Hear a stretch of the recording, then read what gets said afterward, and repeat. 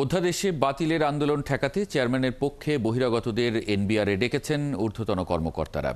তাদের দিয়ে সংবাদ সম্মেলন করার চেষ্টাও করেন এনবিআরের জনসংযোগ কর্মকর্তা। তবে এনবিআর সদস্য বেলাল চৌধুরীর দাবি, এলাকার লোক হওয়ায় তারা দেখা করতে এসেছিলেন। এদিকে আন্দোলনরত কর্মকর্তারা বলছেন তাদের বিরুদ্ধে ষড়যন্ত্র করা হচ্ছে। রুহুল আমিনের রিপোর্ট।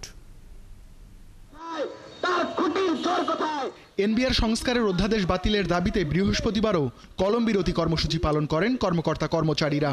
এর মধ্যে দুপুরের দিকে 20 থেকে 30 জন ব্যক্তি এনবিআরে হাজির হন একটি ব্যানার নিয়ে। পুলিশ পাহারায় কিছুক্ষণ সমাবেশ করে চলে যান তারা। এনবিআর চেয়ারম্যান সহ অনেক কর্মকর্তার বিরুদ্ধে বিষেধগার করেন ও পদত্যাগ দাবি করেন। এখনো যারা সেই আগের ফ্যাসিবাদের আমলারা তাদের শপথে বহাল আছে, তারা এখনো সেই প্রেসক্রিপশন অনুযায়ী বাংলাদেশকে ধ্বংসের মিশনে নেমেছে। কিছুক্ষণ পর জনসংযোগ কর্মকর্তা বার্তা পাঠান 3টায় সংবাদ সম্মেলন করবেন এনবিআর চেয়ারম্যান। উপস্থিত হন অনেক সাংবাদিক। এনবিআর চেয়ারম্যান সংবাদ সম্মেলনে না এলেও কয়েকজন বহিরাগতকে দেখিয়ে তাদের বক্তব্য নিতে বলেন জনসংযোগ কর্মকর্তা। বহিরাগত ইসমাইল সম্রাট নামের এই যুবক একটি রাজনৈতিক দলের পরিচয়ে কথা বলতে চান। এনবিআর এর বিষয়ে তিনি কেন কথা বলবেন এমন প্রশ্ন করলে শুরু হয় বাকবিতণ্ডা। এক পর্যায়ে জানান এনবিআর সদস্য বেলাল চৌধুরীর ডাকে তারা এসেছেন।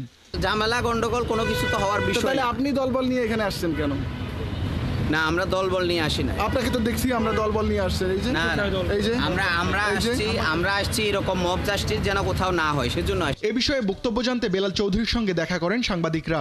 সেখানেও একজন ছাত্রনেতার দেখা মেলে।